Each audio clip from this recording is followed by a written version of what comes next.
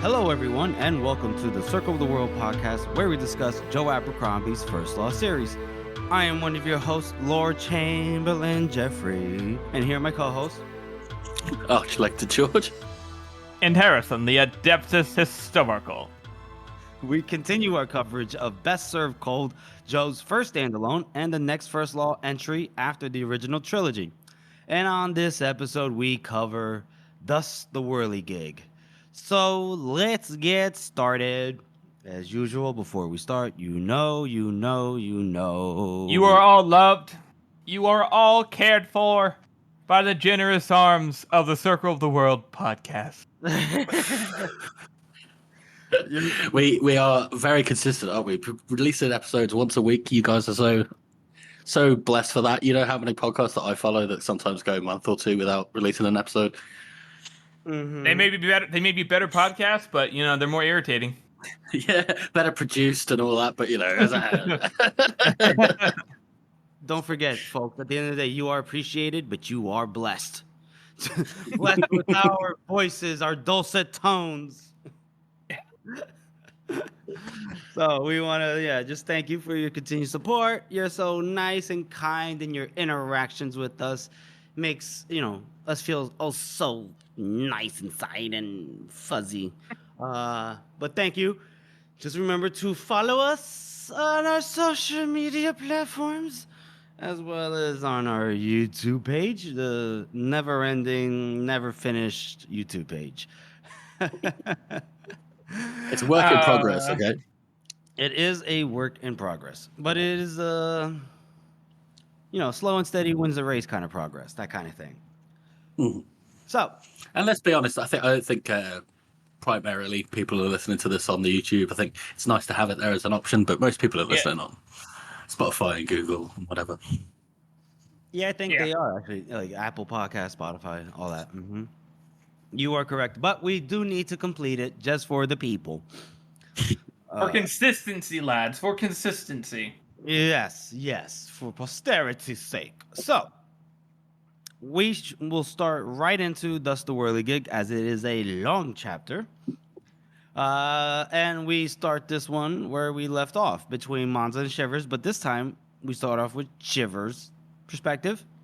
And Shivers has already tried to swing the axe a few times on Monza as we last left them.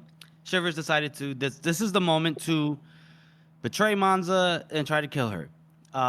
A simple axe in the head while she was turned around would have done the trick, but some people they need people to know why they're doing something. Yeah.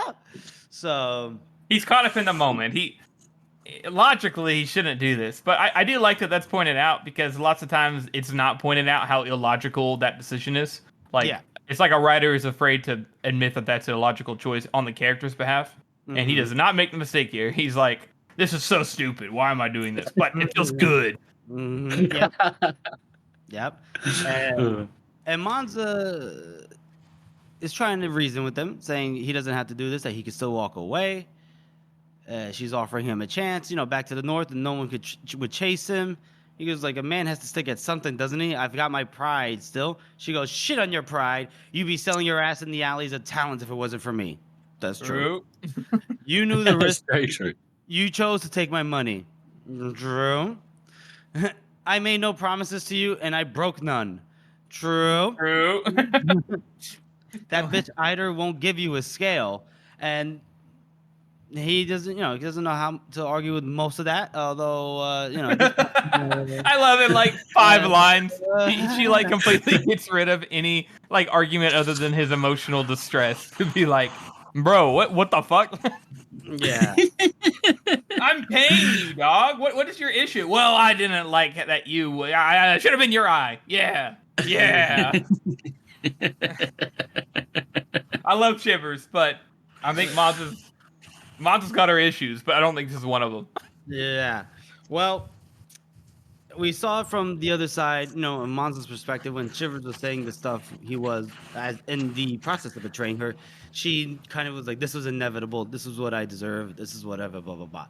And now Shivers, we see the vice versa effect of, that what Monza's saying is equally true to Shivers. And he goes, well, I can't go back now. I already swung this axe. So here we go. And he goes, this isn't about money anyway. This is about vengeance. Thought you'd understand that. So basically what we get here is a fight scene of sorts. Monza is using all tools at her disposal. She flings the stool at him and everything, but he's got his shield up, very northern-esque shield and asks. So he is, just boom, behind that shield, just, pushing in. And they're fighting, but basically at some point, Shivers cracks her in the fucking head with the shield. Right? Oh, yeah. So she obviously is reeling. She falls to the ground because she got, cracked in the head, like I said. And she had dropped her sword, her Calvez, and she's reaching out woozily for it. And he goes, no, no, no, no. And he kicks it away. And she's still trying to crawl towards it because now, again, she's disoriented. She's jacked up. And Shivers could easily just kill her right here. But once again... He's monologuing. He's monologuing. That's it. But Dan doesn't feel good. What the fuck? For a guy with one eye, he has more than 2 lips. Take that out. I'm not gonna know. Fuck that joke. I'm leaving that in. That's a good failed metaphor. That's a terrible joke. That's a terrible 1 eye, 2 lips. What kind of man are you? Oh, the guy is blabbing. He even thinks about the fact that Logan had told him once, yeah, if you mean to kill, then kill. Don't talk about it. But no, he wasn't sure if he's trying to stretch the moment out or to put it off. All right? So he says, let's not pretend you're like the injured party in all of this. You killed half Asteria so you could get your way. You're escaping, lying, poisoning, murdering, treacherous, motherfucking cunt. Aren't you? I'm doing the right thing. It's all about where you stand in that. I'm no monster. So maybe my reasons ain't the noblest. Everyone's got their reasons. The world still be better for one less one of you. I'm doing the right thing. I love that. I love that he's pulling an uncomfortable, like not fully confident, totally unrealized Black Dow. Like Black Dow is like really thought out. Like, no, this is the right thing to do. I have to stop the Bloody Nine from ruling the North. And Shepard's like, well, like you, and you're not nice. You don't touch my pee-pee no more. I love the fact that he's really not saying this to Monza, is he? Like, Monza's probably very preoccupied with trying to get away from him. He's just doing this to assuage his own sort of bring back his own mentality of I gotta kill her. He's talking himself into it more than anything. Yeah, absolutely is. And so here he's about to still monologue apparently, but then he hears footsteps hammering hard up next to him, and he turns his head. And it's fucking Friendly. Friendly charges him full tilt and basically shoulder tackles in football, American football style. And they both basically plunge through a railing and out into empty air. If I'm not mistaken, Harrison, correct me, where Monza and Shivers were initially before trying to enter Orso's chambers and everything was a bit of like a gallery, right? Like a balcony. Yeah, it's like I think it's another little, like a small courtyard area. Like it's open. Right, but I think they're still indoors, but it is like it's an open floor plan. Let's just say. Yeah. It's a big open room. It's supposed to be like it's the lobby, okay? A lobby with a railing.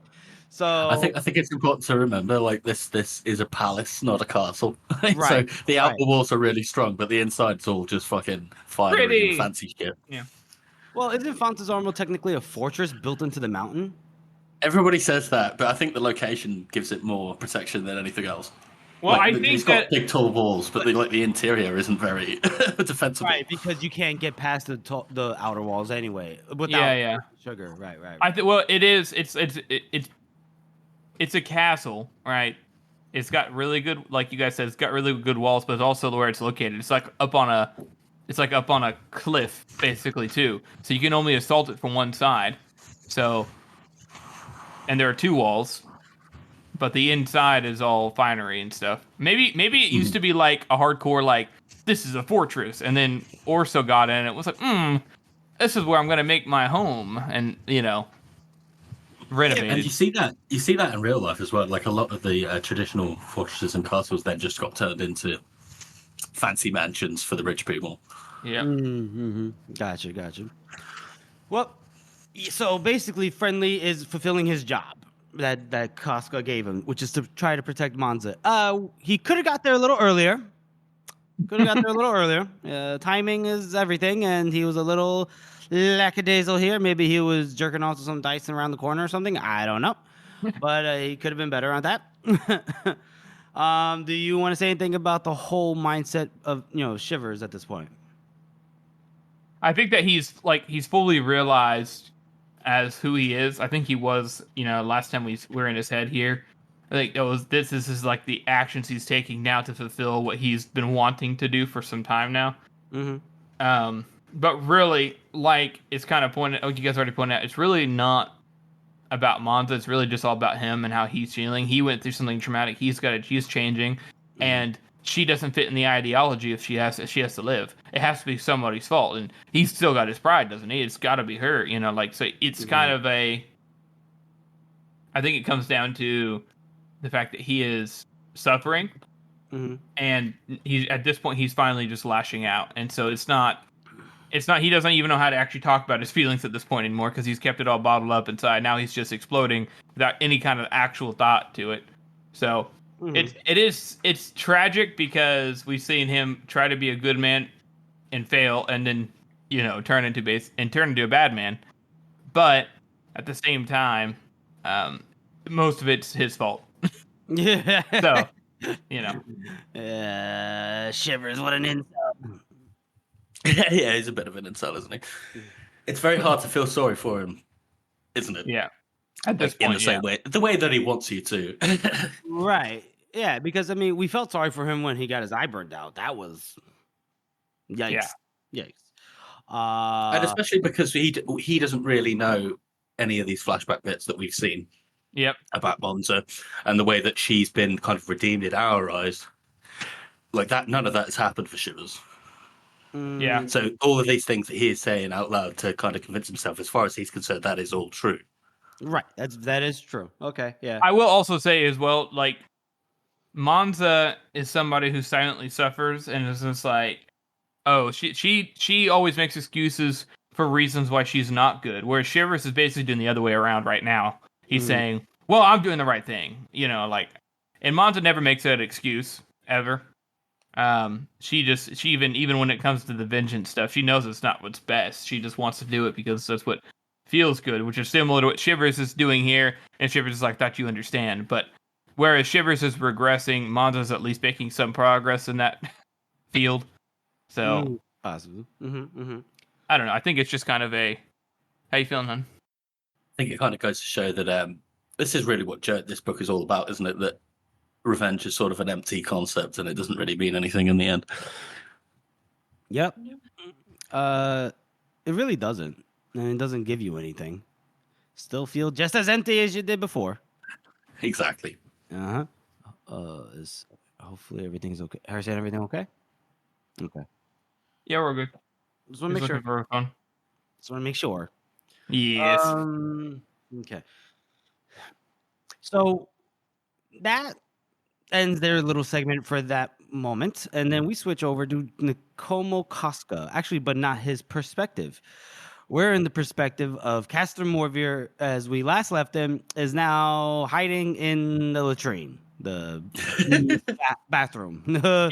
The door is pretty flexible. He's able to hide a lot of places. The door's ajar, so he could see right through that, little crack. And he sees Nicomo Casca comes into view. He flings his hat theatrically across the room.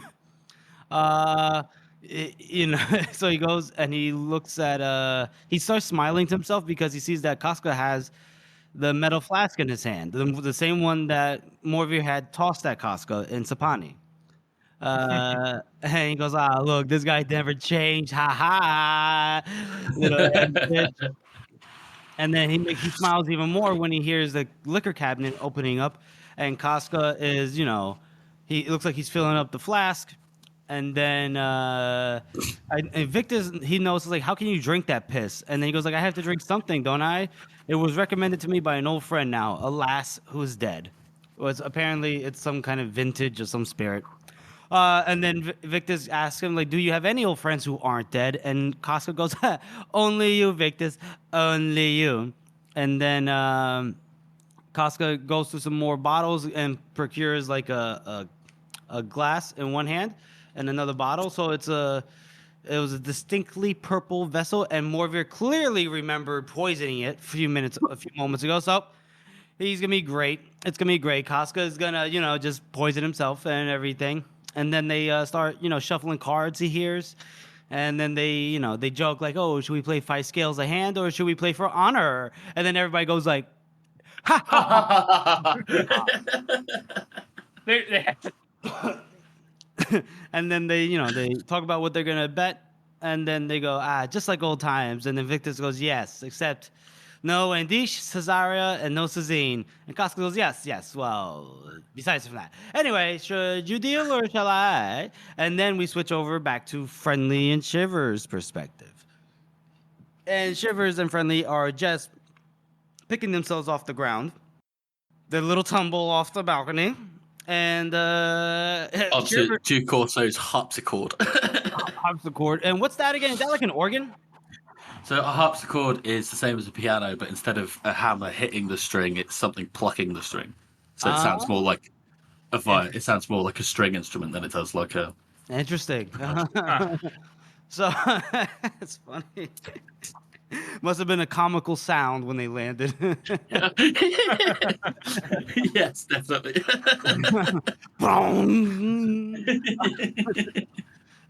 Or you said more stringy, so like bang! like Tom and Jerry characters. Yeah. They're bouncing around. He wakes up and he's got the piano keys for teeth. So Shivers, he gets angry. He goes, "You counting? Fuck you, autistic." Fuck. I love how basic that insult is. You counting fuck. Yeah, very northern of Shivers, right? Also, not very nice of Shivers either. Not very nice. It's like he knows he's autistic and he's going for that right away. Yeah, he's being ableist right now. We don't. Shivers is like, I've heard that before. He'd be friendly. Shivers says, I was going to say that my quarrel isn't with you, but now it is. Do. And he's so emotional. And Friendly's just like, okay. Yeah. So Friendly takes out his knife and his cleaver. And for Friendly, he's fine here because he can forget all about the chaos in the palace and the gardens and everything. It's one-on-one, easy math, right? Just like how it was in Safety. And it's funny how, like, one of the mercenaries in that room was, looting and plundering. And he goes, what's going on here, guys? And then Shivers just kind of goes, yeah! And he chases Friendly. And so, as we both know, these are two good fighters, right? They're good fighters. Yeah. And we can see that Shivers has the shield and the axe. Friendly has the cleaver and the knife. So we can see that Shivers is more strength, but also he has more protection, whereas Friendly is right now depending on movement and cunning, it seems. I always imagine Friendly is like he's like a boxer.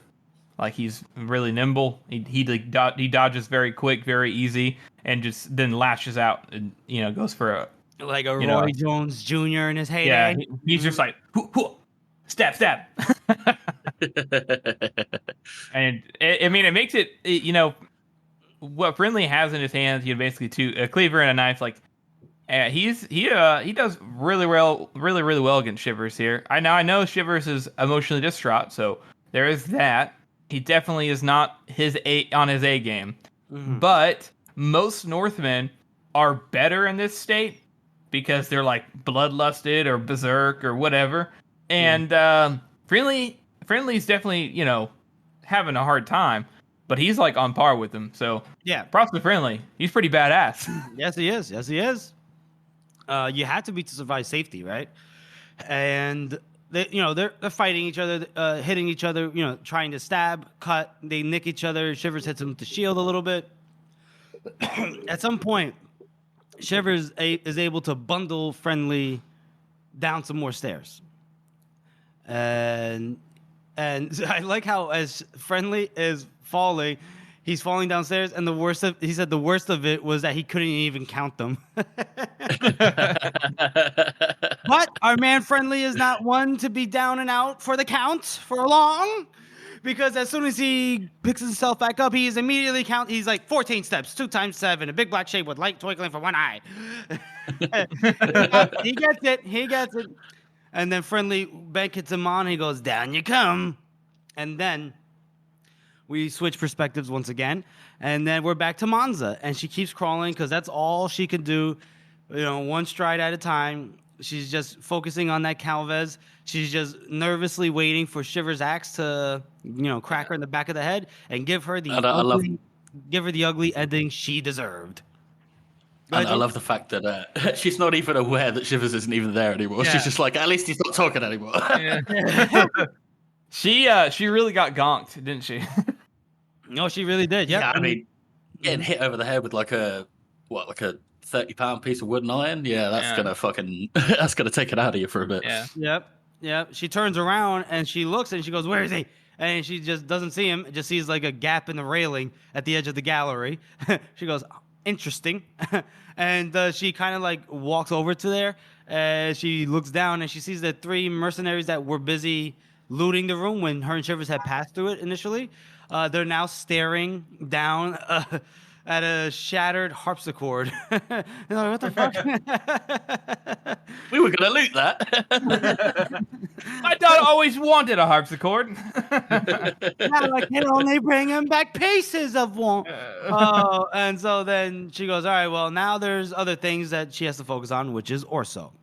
I like how, Friendly never gets appreciated by the characters, except Casca. Casca's the only one who appreciates him.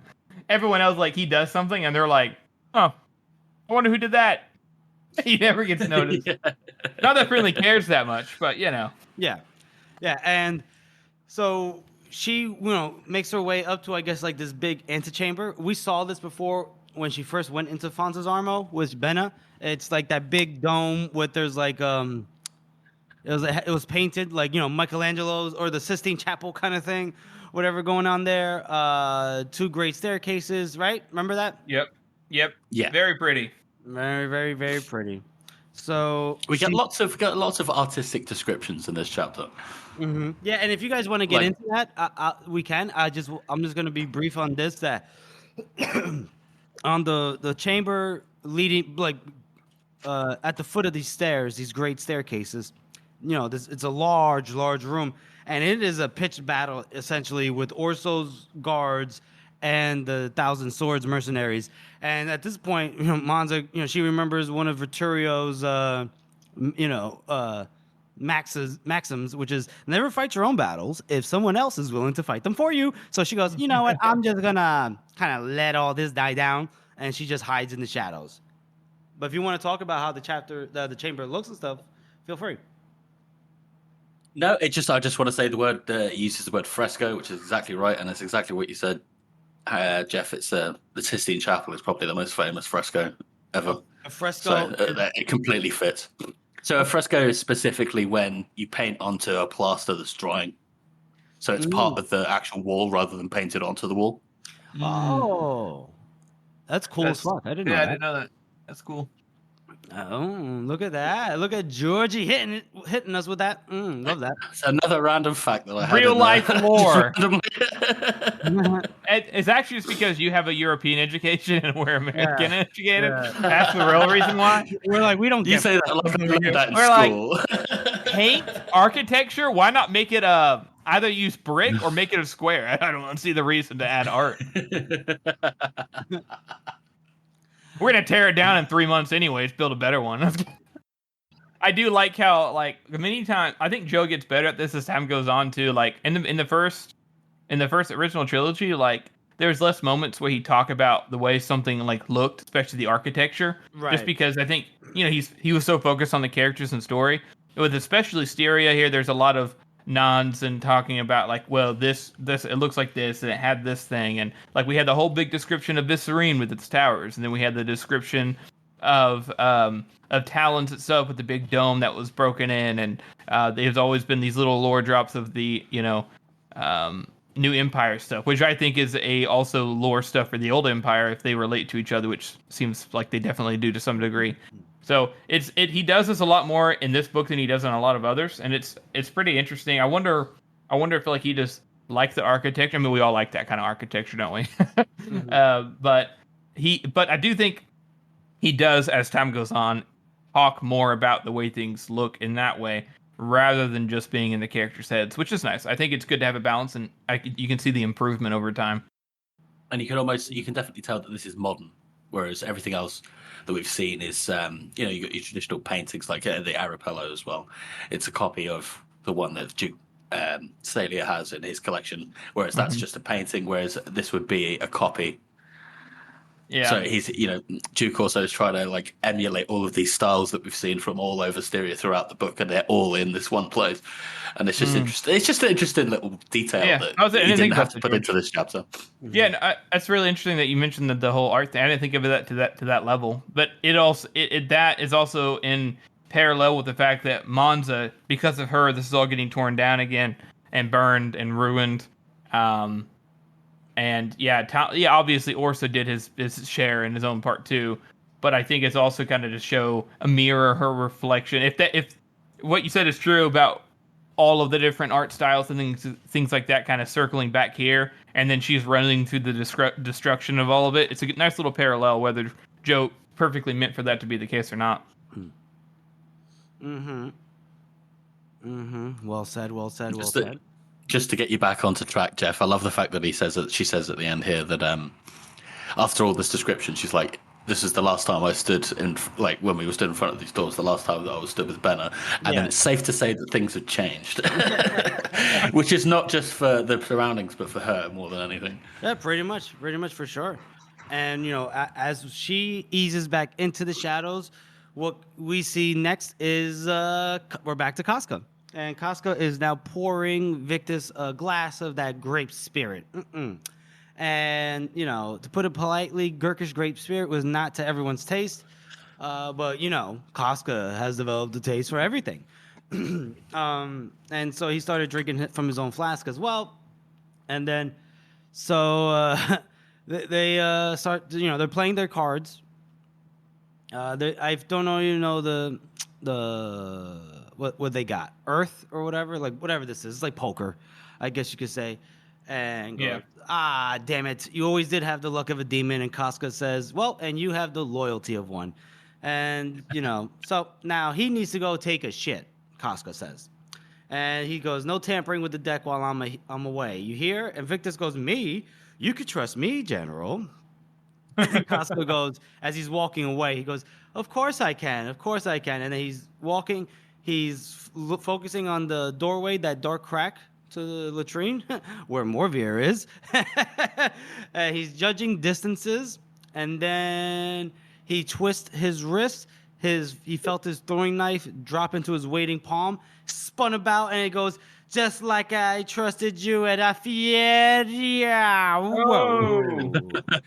Whoa. Victus had a small flat bow somewhere, and it's loaded, and it's now aimed right at Casca.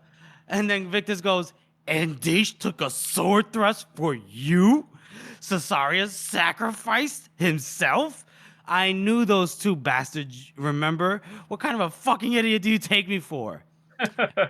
And we leave him there. So, dun dun dun. Jumping around. Joe likes to do these in these climaxes. Yes, he does. You know that. And so then we switch over to Shanked. He has come through a shattered window and dropped into a hall below. And he gets to this room where a pock-faced man is screaming at somebody with the messed up breastplate saying, I told you I had the fucking spoons, but that bitch knocked me out. So we saw this guy earlier in the previous episode. This guy is the true hero of this chapter. The guy with the spoons. Yep. That's all he wanted. So while these two numbskulls are arguing, a third guy, which is actually just a kid, a boy, he points a finger at Shank. He goes, "Uh-oh." And then the spoon guy goes, "Who the hell are you?" And Shank asks him, "The woman who made you lose your cutlery was a Mercado?" And the guy kind of doesn't answer him, goes, "Who the hell are you?" He just says, "I'm no one, just passing through." And he goes, "Oh, yeah? Well, this room's ours, and there's a toll." And the other guy with the breastplate goes, "Yeah, there's a toll." There's a toll. And then the boy has to, like, he's reluctantly following their lead, and he goes, "Oh, my God." And then the guy goes, "What do you got for us?" And then he just looks at him, and Shanks just says, "Nothing that you want." And he goes, "What about that ring on your finger?" Huh? He's like, "It's not mine to give. It's ours to take." He goes, "Hands behind your head, bastard, and get on your knees." He could be a cop very well. And Shank obviously does not kneel. And obviously this guy starts to starts to stab Shank, but we all know bullet time Shank. He basically destroys these two guys to the point where the kid's like left speechless, and then the Shank goes to him. He goes, "The woman who made your friend lose his cutlery, Mercado?" And the guy goes, "Uh-huh." The kid goes, "Uh-huh." And he goes, "Which way did she go?" And he points down that way. And he goes, "Good." And he would have liked to be kind, but you never know. This kid could have ran and gotten more reinforcements or somebody. And that would have been more entanglements, more bodies. Sometimes to take one life, you have to, you spare more lives by taking one life. So he says, "I'm sorry," and then just shoves his finger in the kid's forehead. And that's it. Which is interesting that he does this to this kid and all people. I will say, I think anytime I've read that, I'm like, for this kind of book with this kind of theme, I feel like he's justifying it to himself whenever he did not have to do it. Because to me, this is like the one time that Shank, you're like, what the fuck? He's full on criminal. He's like, "I'll let you go this time," and they're like, "No," and then this kid is just like, obviously, the kid's not going to say shit. I mean, come on. That's crazy. That's my thinking too, but I can see it from Shank's perspective. I mean, sure. I mean, you could say that, but you could say that about all the others. He could say that about any of them. My theory is that Shank, like a lot of the characters, especially in this story specifically, are like, "Oh, we hate to be this certain way. I just, I just hate having to be the bad guy. I'll give him a chance." But reality is kind of an excuse just to do something that he's used to doing because it's easier. I'm not saying Shanks is the worst person ever. I'm just saying like that. I mean, come on. It really doesn't seem necessary to have killed this kid. Exactly. I mean, we've seen plenty of times where he's let just this random criminal or mercenary or hitman or something just go because, fuck it, why not? Give everyone a chance. Mm-hmm.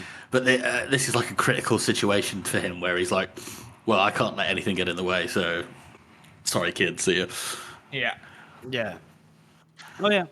I mean, what are you going to do? So people lie to themselves, convince themselves their reasoning all the time. But after he killed that poor little kid, we switch back over to Shivers and Friendly, and these guys are still tearing it up. They're now in the kitchens. It's just chaos in there. At some point, Friendly is just like throwing kitchen knives at him. Shivers is still chasing, charging into him with the shield. Shivers notes that he left a trail of waste through that kitchen that the Bloody Nine himself might have been proud. But the Friendly was always just dodging and dancing, nipping and slashing, just out of reach always. So they're both making their marks on each other, but not like a killing blow. But they're tiring each other out for sure a little bit. But Friendly doesn't look too tired. But Friendly doesn't show any kind of emotion or, any kind of expression whatsoever. So it's hard to tell.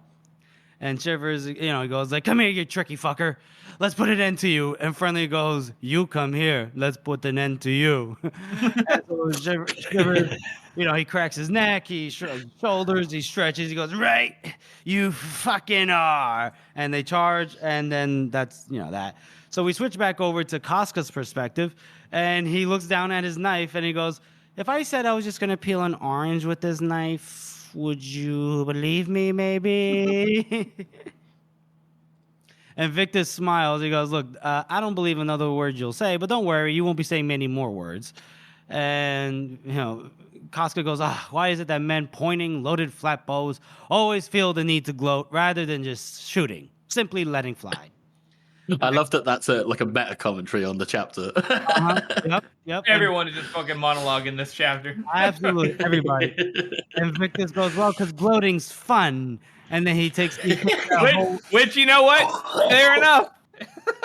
It is I fun. love how he answers his own question. He's like, this is why these people do it, because it's fun. Yep. And so Victus reaches for the glass. He takes that whole drink in one shot, and he goes, yeah.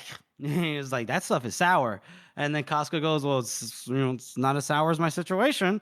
So he goes, I suppose the Captain General's chair will now be yours. He goes, are you crazy? Why would I want that thing? It hasn't done good for anybody that sat on it. Cezine, you, Mercados, Faithful Carpi, and you again. Each one either is dead or close to it. And while I stood behind, I got a shitload richer than a little bastard like me deserves. He winces because he puts one hand on his stomach. He goes, no, I'll find some new idiot to sit there and make me richer, even richer, more richer than never before or whatever. And then he grimaces again. He goes, that sucks stuff. The drink, it's like it's making his stomach royal. And then he staggers up, and then now we see a vein bulging from his forehead. And then he goes, what have you done to me, you old bastard? And his crossbow isn't so steady now. And so Casca takes the chance to fling himself forward. The trigger gets, it clicks. He shoots off a bolt, but it missed Casca completely.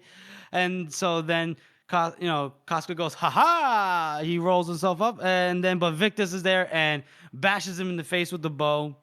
And then they both basically clasp, they grasp at each other. They're fighting at each other. And Casca's boots went out from under him, and his head crashed into the table, and everything went dark. Then we switch back over to Monza's perspective, and the battle under the dome was over for the most part, and the two sides have made quite a mess of Orso's cherished rotunda. A lot of blood, a lot of just, dead bodies. And so the mercenaries had won, but there's only like a dozen left of them left. Really? There's this one corporal who's yelling, get these fucking things open. It's these doors. And it's Seko, this corporal who had been on guard when she rode into the Thousand Swords camp right before Casca snatched the chair from her. You remember this? Yep. And then he's trying to get some more spoons. He's trying to replace the ones they're missing. Well, I mean, he wasn't the one that lost the spoons. I know. Yeah. I know. Monza's like, hey, you might be careful. You might want to wait for more help because Orso's definitely going to have more men in there. And he goes, wait, and split the takings. Oh, fuck yourself, Mercado. You don't give his orders no more. It's like, oh, shit. All right. He's big ballsy now, man.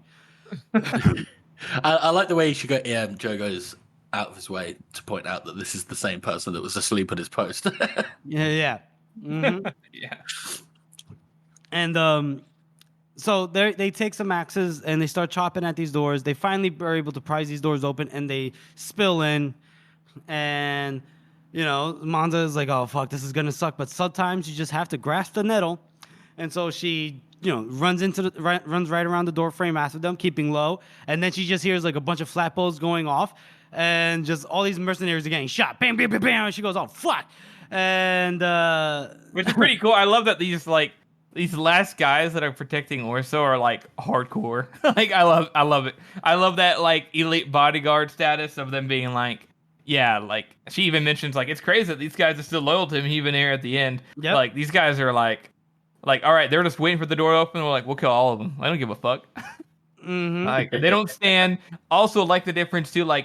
Yeah, the mercenaries are yeah, money. Let's fucking go. And they're yeah, we assaulted the walls. We have the numbers. But ultimately, when they come against actually real professional soldiers with full armor on, they don't stand a fucking chance. Mm-hmm. Nope, very true. No chance at all. Especially when they got hit with flatbows, as soon as they entered the room. And so now she's hiding behind a statue, I believe, or something like that. And no, she actually is. She's hiding behind the marble table that she heaved over. And mercenaries are dying. Oh my God, help! And now she goes, "That's what you get for being greedy." And now here she was, and all out of friends, and she just curses at herself, grasped a fucking nettle, right? And that is where we'll leave off right now for the time being. We're going to switch on over to our next segment, which is Best Meme of the Week. Georgie boy, that's a you. Take it away. So this week we have one Croker McGee on Reddit, who's going to be our next guest spot. So look out for him in the next couple of weeks on the podcast. Yay!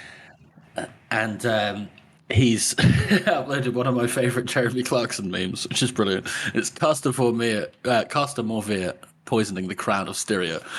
I honestly believe that Sunstar is my genius. It generates gravity. Which is absolutely Morvier's mindset. He's just like, I'm a genius. I'm the best all the time, no matter what. It's just such a good meme to pick for Morvier, though. So thanks very much for that. It's a great meme. I enjoyed it greatly. I love that Jeremy Clarkson is one of the most memeable people on the planet. Saying everything he says is fucking hilarious. Yeah. Absolutely. And in the same way, almost, that Morvier is funny as well. That he's just like this super arrogant guy that just believes that everything he does is right all the time. It's just the perfect match. So then we come back.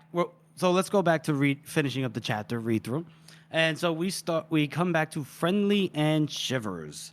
Friendly and Shivers are still at it. I mean, there's a lot, and they keep moving from room to room. There's even a point where they come across a lot of corpses, a lot of dead bodies, and Friendly immediately he knows a number, 49, 7 times 7. Shivers goes, fancy that. If we add you, it'll make 50. And then he's the fight. It's exhausting for both of them, right? They're both petered. They're on par with each other, and they're both damaging each other, but nothing like enough to actually make a huge difference. Mm-hmm. And so it's kind of like just not going anywhere. So yeah, and at some point now they're fighting upstairs. And Friendly is fighting. He's walking backwards while fighting, which is difficult to do.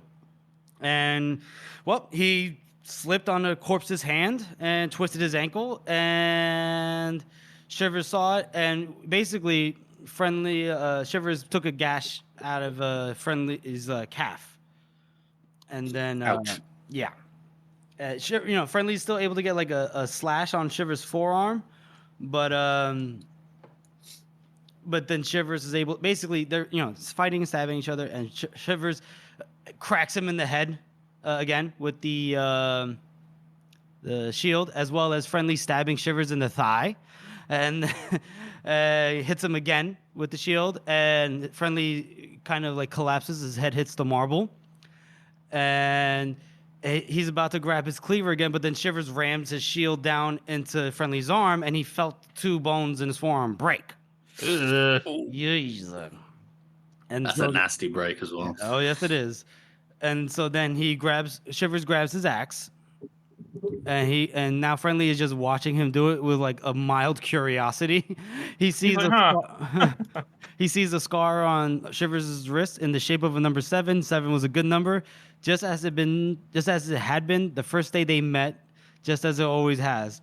And then we hear a voice that says, "Excuse me." They freeze. Shivers freezes for a moment. He looks sideways, and he turns around real quick, with an axe.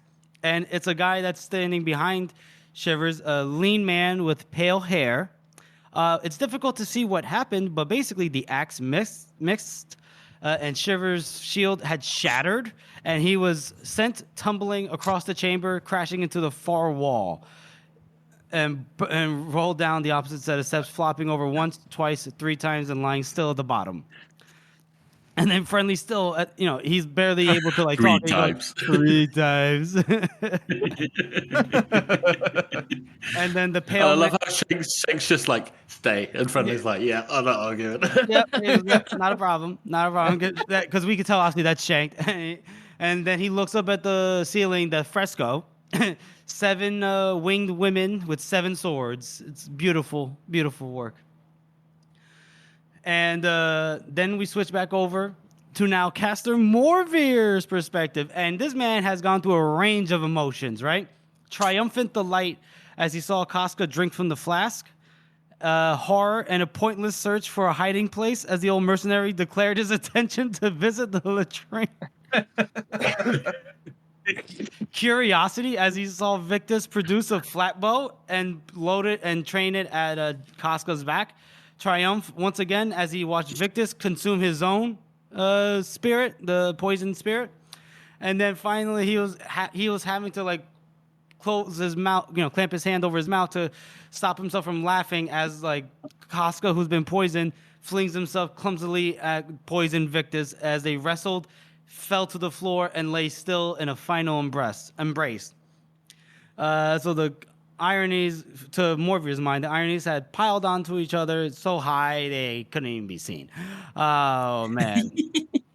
And so, just to be safe, he takes his mounted needle away from its hidden pocket, and, I guess he has it on his hand, on one of his fingers. Preparation number 12, remember, this thing that has no antidotes whatsoever. And, he tiptoes over there like, Pink Panther.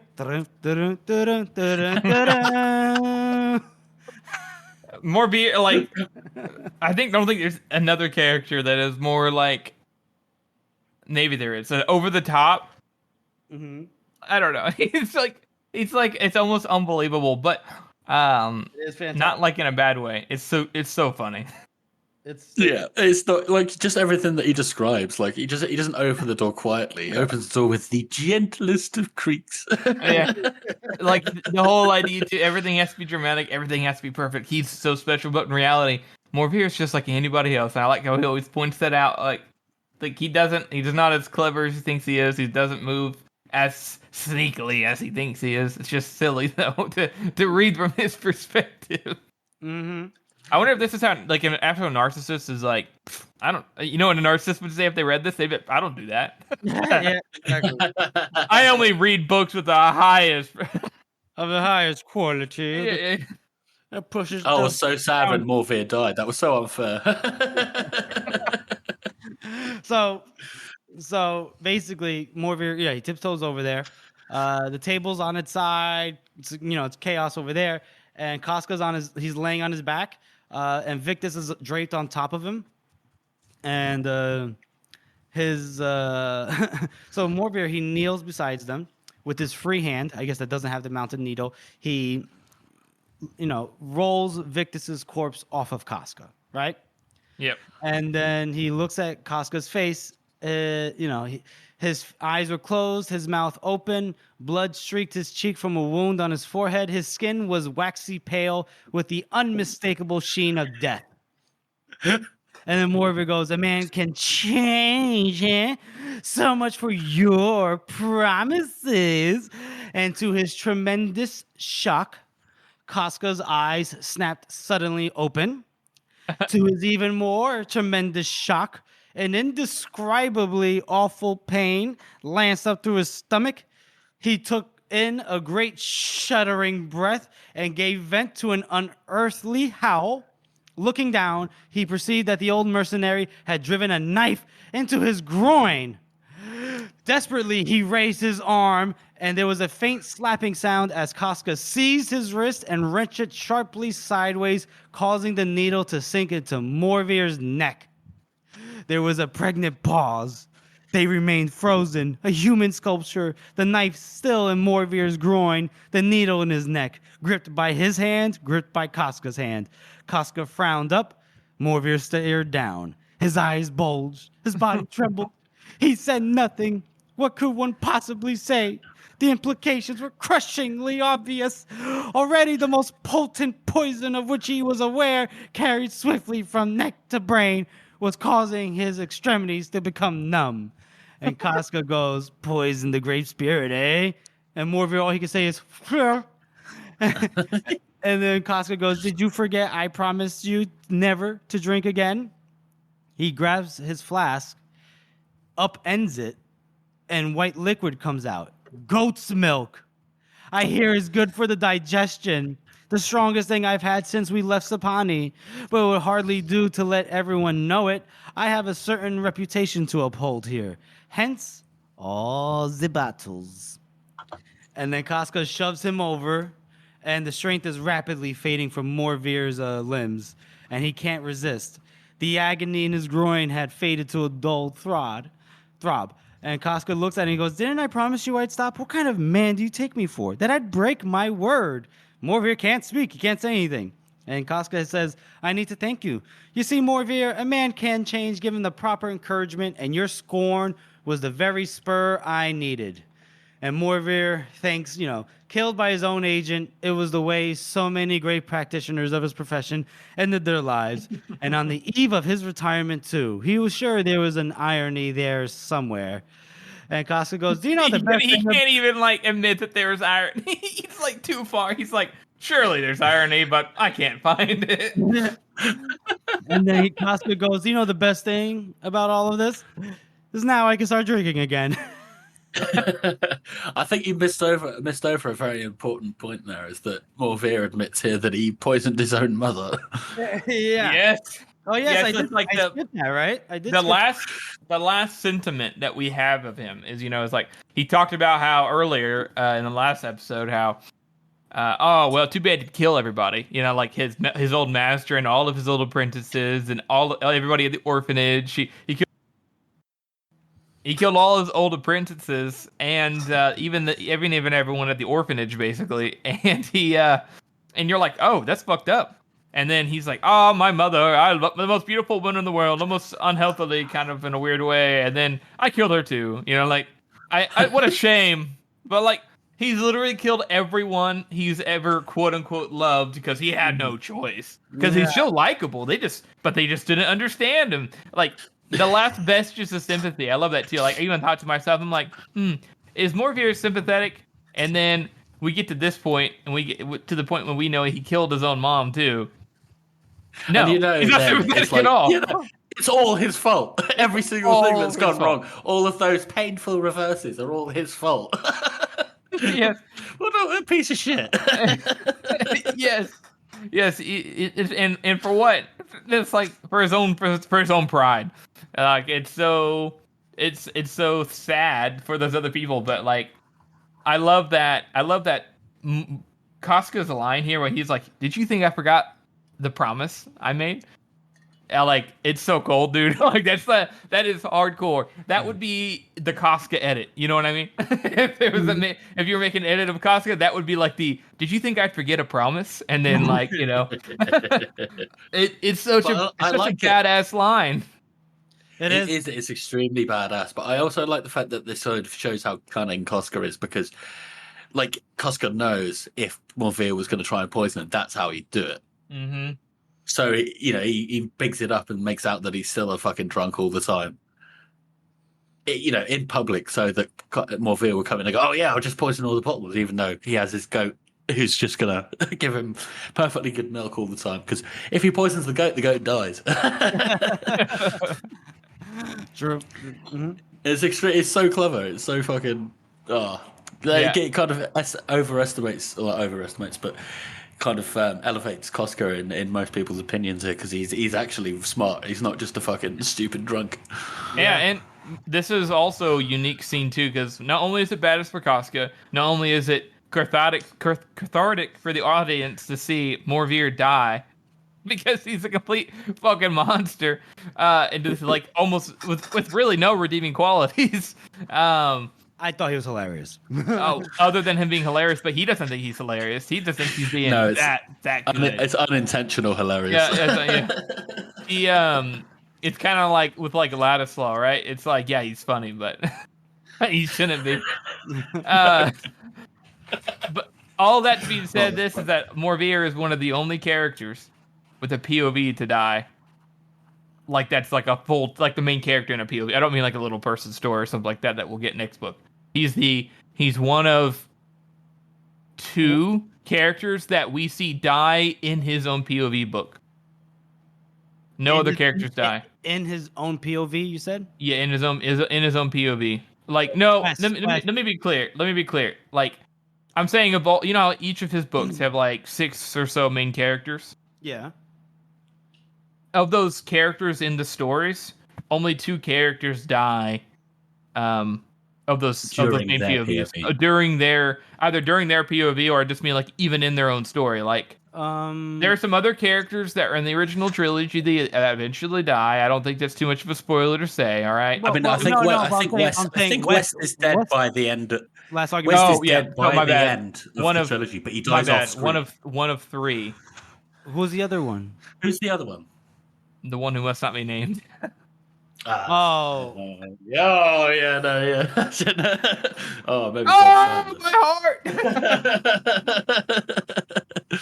Oh! I was like, wait a minute, who are you talking about? Which is so good though, because since Joe does it so rarely, it really even more viewers that I was like, oh my god, he's actually gonna die, because none of the other characters had died so far, other than Wes. But even then, Wes was kind of off screen, and he actually dies here, and you're like, oh, I'm like, Joe is willing to do it. Joe will do it. He'll kill them. Mm-hmm. So it's a good contrast too. They have some like Morveer die in this book, in this POV and all that, and then they have another character die who is the opposite of Morveer.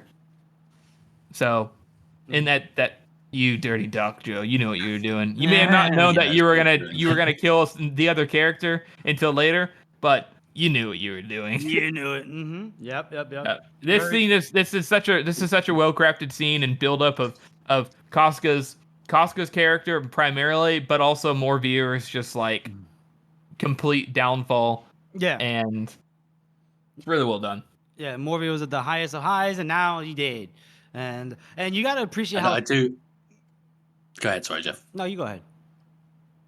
I love the fact that his death is ultimately one of the funniest parts of the book as well, because it's just so ironic, and he doesn't even grasp the irony himself, like you said, Jeff.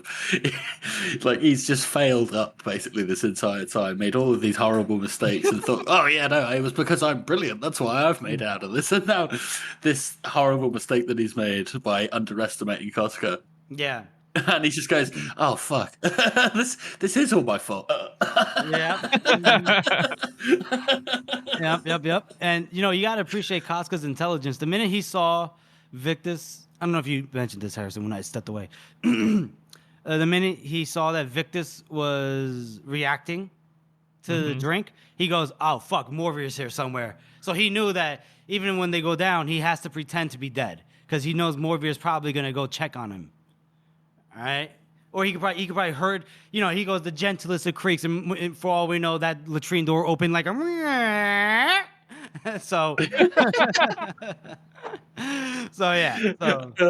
I'm not even sure that Casca was all prepared for Morveer to be there and to be like. No, I don't think he was prepared. But I'm saying once he saw Victus, like, oh my god, I drank this, and what the fuck is in this? He goes, Morveer. You know what I mean? That's a good point. He at least was like, something's not right. Yeah. Yeah. Because there's so many characters that say, even for Tari, who's this badass, hardcore bitch, is like, I don't want Castor Morveer after me, because I know he'll get me eventually. So everyone's aware of how like determined and he is quite clever, Morveer, isn't he? Like, in his way, he knows how to do things that nobody else can do. He's smart. But he just overestimates himself so much and underestimates everyone else. Yep. Mm-hmm. That's very true. Very true. Morveer. Rest in peace. And we'll have more to say about Morveer in the next chapter anyway, so it's fine. Yes. Yeah. So then we switch back to our perspective to Monza. And she is able to peer around the table that she's hiding behind. And she counts 7 guards. And it's basically like the mercenaries are all dead. And it's just Orso and 7 guards. And she sees, dressed in black and with his iron shot black hair and beard, as neatly groomed as ever, Grand Duke Orso. Dun, dun, dun. Bum, bum. The boss battle. And then he has that, there's that big round table with the map Hysteria on it. And on that map is the crown. A crown of... it's kind of sprouting with gem-encrusted oak leaves, kind of like the same one that Rogan had worn, almost. And almost exactly the same by the looks of it. Yep. And so Orso sees her, she sees him, and she feels that rage come up, and then one of his guards, takes a flat bow, gets ready to shoot her, but then he stops them and he goes, wait, and he goes, is that you, Monskaro? And she goes, that's right. Get ready to fucking die. Although, looks like it's just gonna be her. Here she goes. She's doing her thing. She's hyping herself up. Yep. And then he goes, I've been ready for some time. You've seen to that. Well done. My hopes are all in ruins thanks to you. And she goes, you didn't need to thank me. It was Benna I did it for. And he goes, Ario is dead. She goes, yep. That's what happens when I stab a worthless cunt in the neck and throw him from a window. But why pick him out? There was Gaba and Malthus and Gammark and Faithful. I slaughtered the whole crowd, everyone who was in this room when you murdered my brother. And he asks her about Foskar. He goes, I have no words since the defeat at the Fords. And she goes, you can stop listening. She said it with a glee she hardly felt. Skull smashed to a pulp on a farmhouse floor. And the anger had all gone from Orso's face, and it went terribly slack. And he says, you must be happy. She goes, I'm not fucking sad, I'll tell you that. And then he goes, Grand Duchess Monskaro of Talons. And he claps for her. I congratulate you on your victory. You have what you wanted after all. After all? What the fuck? And then Monza, she's incredulous. She goes, what, I wanted? You think I wanted this? After all the battles I fought for you, the victories I won for you? She was basically screaming at this point, I fucking wanted this. What reason did we give you to betray us? We were loyal to you always. And Orso goes, loyal? Crow your victory if you must, but don't crow your innocence to me. We all know better. And then she screams back, we were loyal. And then he goes, can you deny it, that Benna met with malcontents, revolutionaries, traitors among my ungrateful subjects, that he promised them weapons, that he promised you would lead them to glory, claim my place, usurp me, and you think I would not learn of it? Did you think I would stand idly by? And she goes, the fuck, you fucking liar. And she goes, oh, so you still deny it? I would not believe it myself when they told me. My Monza. Closer to me than my own children? My Monza betray me? With my own eyes, I saw him. With my own eyes. And then slowly... You little shit, Anna. Yeah. The realization... Fucking little shit. Piece of shit. I hate him. The realization started to creep towards her, right? And she started hearing Benna's voice. The voice that he had said in the very, very first chapter, when we first meet him, when they're going to meet Grand Duke Orso, he tells her, we could have our own city. You could be the Duchess Monskaro of wherever. And it was Talons he was thinking of. We deserve to be remembered. And he planned it himself alone and given her no choice, just like when he betrayed Casca.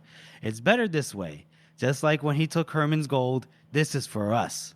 He'd always been the one with the big plans. And she says, Benna, you fool. Or at the very least, she mouths it. Orso sees this. And he goes, oh, you didn't know.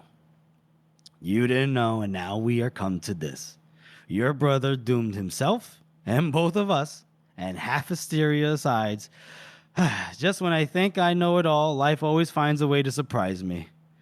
And then he says out of nowhere, you're late, Shanked. Kill her.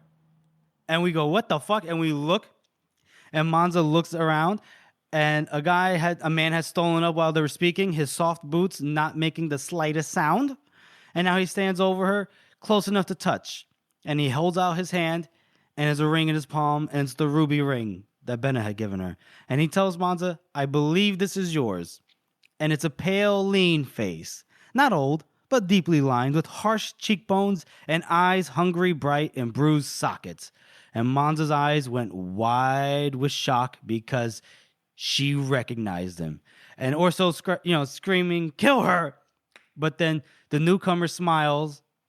It was like a skull smile, never touching his eyes. Kill her? After all the effort I went to keeping her alive? Ladies and gentlemen, the Bone Doctor! If you don't remember, it's the Bone Doctor. The guy that carried her from the base of the mountain of Fontesarmo and put her back together. The skull smile. All coming together. Yep, that skull smile. It should be the final hint.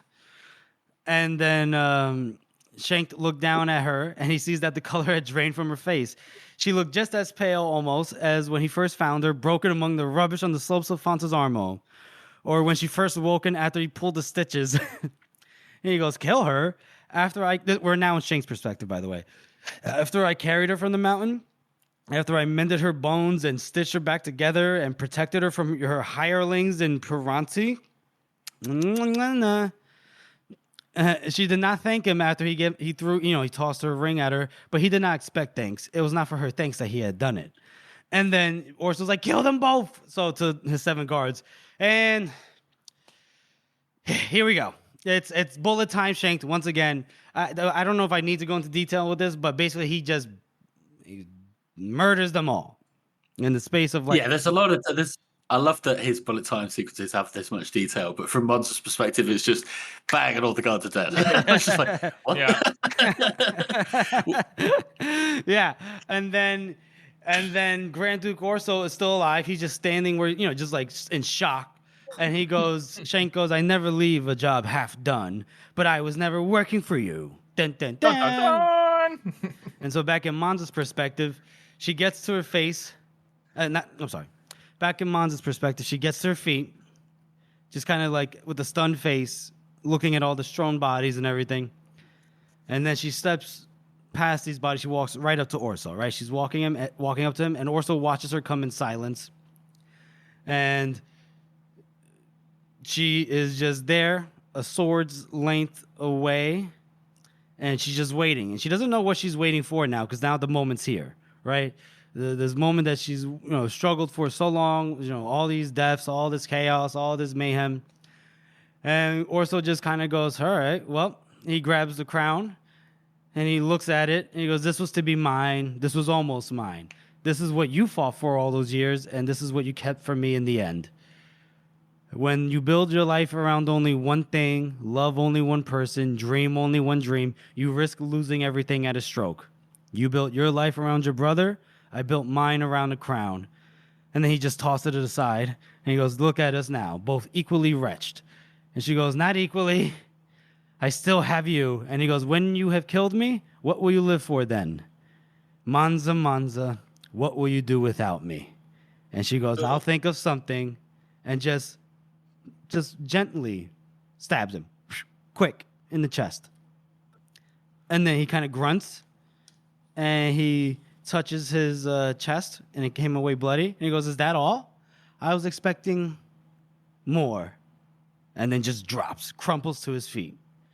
And Monza is looking at him, and she could see that, the one eye she could see is rolled slowly towards her, and the corner of his mouth twitched into a bit of a smile, and then he was still, and that was it. 7 out of 7. It was done. That's the end of that chapter, boys.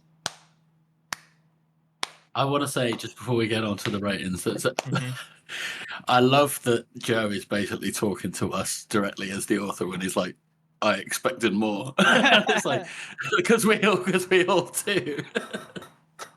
Yeah. He expected to be cathartic and it's brilliant. Like, oh yeah, I finally did it. I've got my revenge, and it isn't like that at all. It's deeply sad and traumatizing. Yep, because it was all Benna's fault in the first place. Joe is really, really good at crafting these kind of, remove the curtain endings, pull the curtain back and see what's actually going on endings. He's really, really good at it. Mm-hmm. He normally doesn't do it during a big battle. He did it here, and it kind of helped elevate it. But it's so brilliant the way Monza comes together here at the end with everything. Shivers betrays her, and Shivers is kind of like Benna, and she's shocked by Shivers because she was blind to it. She goes up there to Orso, finds out Benna it was Benna the whole time, so she's betrayed again, and then she doesn't, and then the fucking Shank shows up, and she's like, what the fuck? She is like, I got a lot of shit to process here. But man, I think Orso's dialogue here is some of my favorite. Like, especially like Pacey, you did it really well, Jeff, as well, by the way. But Pacey does such a good job at delivering like this, like just sad, beaten man. He's like, well, what about my son? And she's like, oh no, he's dead. And he's just like, damn. And then he comes to find out that, you know, he's still heartbroken over what he had to do to Monza. And to find out that he would not have done that because he did love Monza even more than his own children.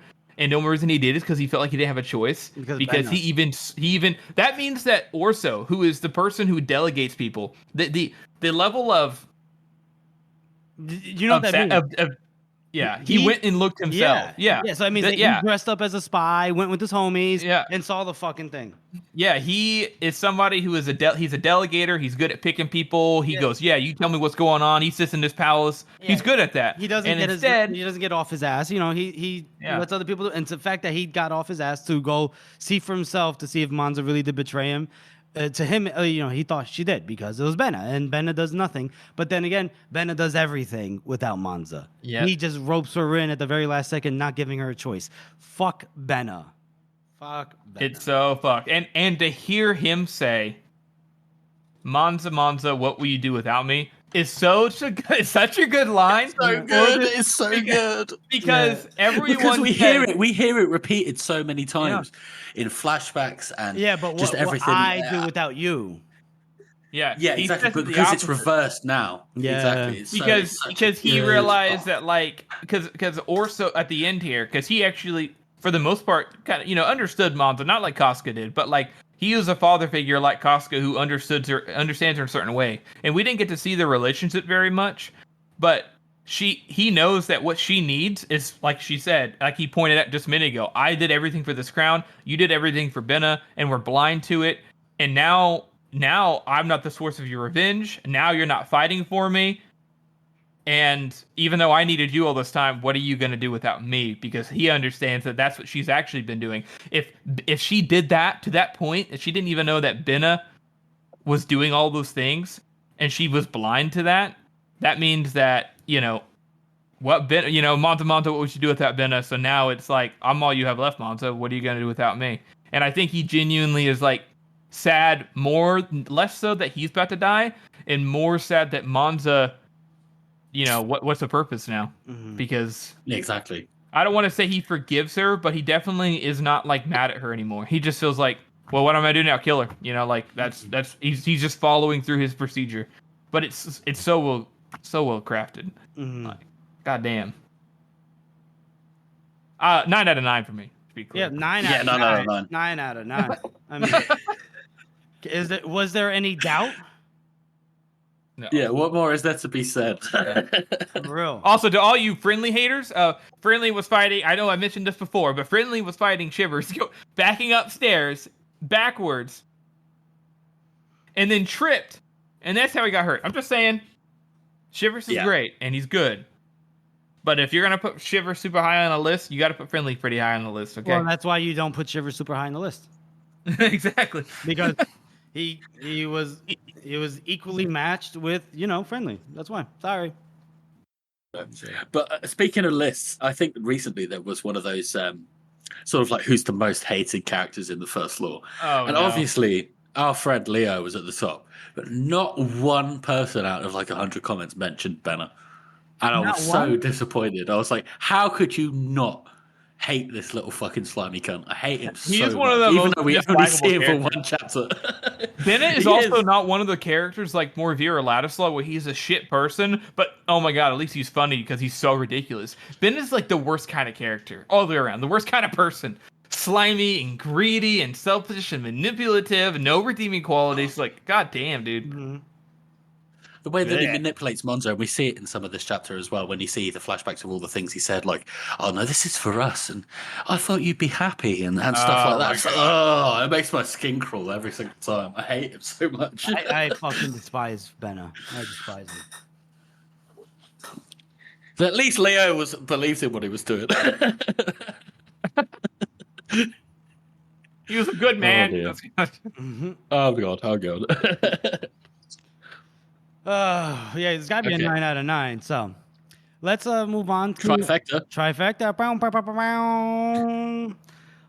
Let's move. I mean, there's so much to, you know, we talked about this chapter a lot already. You know, obviously the whole Morvier Casca thing, Shanked eventually revealing to be the bone doctor. Shivers and Friendlies. I like that as well. I think it's a good through line that we see Shanks throughout the book, and it's sort of pretty obvious that he's going after Monza for the money or whatever. Yeah. And then this little reveal at the end that he was actually the one that saved her in the first place. We don't know his intentions yet, but I do think it's very interesting. Mm-hmm. Mm-hmm. Yeah. And obviously Morvir's death is one of the funniest parts of the book. In any of the books. Oh, it really is. Oh. So let's move on to our final segment now, which is going to be our character spot. I mean, is there really a question as to who we shall spotlight? No. Nah. Go for it. No question. Somebody. Normally, normally it's you guys. It's Harrison. Harrison, it's you. He was just about to say it. So caught up in the moment of the last scene that it's Duke Orso. Exactly. Duke Orso. I just raved about him quite a lot here at the end, but so I won't say too much for my part. But I mean, what else needs to be said? Duke Orso is seen as kind of like, aha, he is the bad guy. He betrayed Monza, and really, and ultimately, what Duke Orso was trying to do was, unite Styria. Was he doing it the best way? No. Was he a good man? No. And was he getting help from Valen and Bulk, which are not good? No, of course not. But as a person, the level of complexity that comes from his character in the very few scenes he has is pretty impressive. Especially the last scene, which brings it all together. Everything else is kind of him just being I am the villain. I am the bad guy. But now he's just a sad father who's lost all of his children. And that is... Lost all of his prospects. Mm-hmm. All of his future. Everything he fought for. Let's be honest, right? If anybody else was in his position, would they have done anything differently? Nah. In fact... I can't think of... No. Chance. He handled it actually fairly well. For the most part. I mean, there was no cruelty. He loved Monza and probably not Banner as much, but he was just sorry, you've got to go. But he didn't torture them or anything. He just killed them and threw them off the balcony. That's not the worst way to go. No, not at all.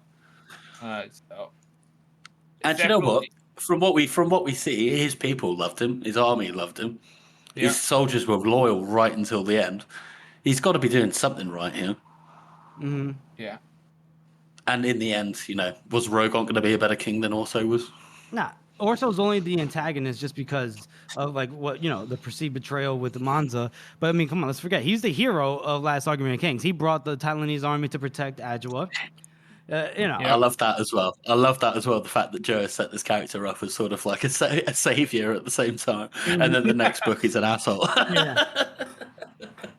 And he's only an asshole because, as far as we know. Because he's at odds with Monza. He needlessly, killed Monza and Benno, or tried to kill Monza. Well, now we know why. Orso, Grand Duke Orso, you are misunderstood, man. You are so misunderstood. I shall miss you. Yeah, as far as dictators go, it's just 10 out of 10, Best dictator in the first law. # Duke Orso.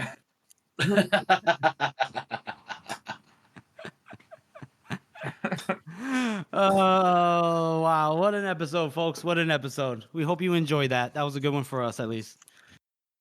That's our show, everyone. We want to thank you all for listening and supporting this podcast. As you know, this is a passion project for the three of us, and we do so appreciate your support. Join us next week as we cover Seeds, All Change, and Happy Endings. And make sure you follow us on all of our social media and on the Reddit. And we have a website at circleoftheworld.com. And if you haven't already, please subscribe to our podcast on Apple Podcasts, Spotify, or wherever you get your podcasts from. And please make sure to rate and review us. Thank you all again for listening. Monza, Monza, what will you do without me?